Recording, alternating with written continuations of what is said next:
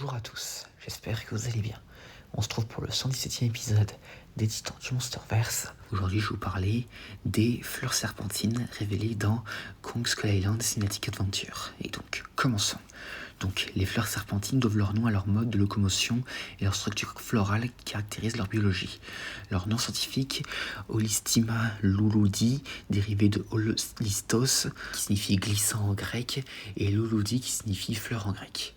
Donc, les fleurs serpentines sont, comme leur nom l'indique, des espèces de serpents géants avec une sorte de collier en forme de fleur. Donc, les fleurs serpentines sont des prédateurs à l'affût, utilisant leur repli cutané et leur capacité à changer de couleur pour imiter des fleurs. Elles se déplacent en serpentant sur le sol ou dans l'eau, préférant se dissimuler sous les feuilles mortes ou hors de vue pour échapper à des prédateurs. Elles chassent dans des endroits jonchés de débris, mais jamais 2 fois au même endroit en 2 semaines. Ils peuvent survivre jusqu'à 1 semaine sans manger. S'ils sont attaquées, elles tentent généralement de se réfugier dans un endroit sûr et inaccessible. Mais si elles sont acculées, elles continuent de projeter leur venin et de mordre pour dissuader l'agresseur.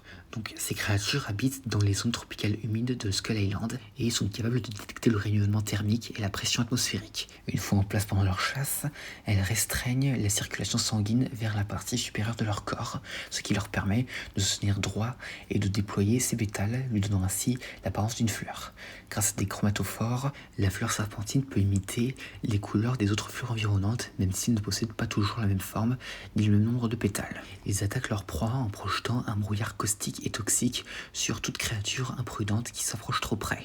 Ce brouillard brûle la chair et peut rendre la victime aveugle, tout en libérant une neurotoxine paralysante à action rapide.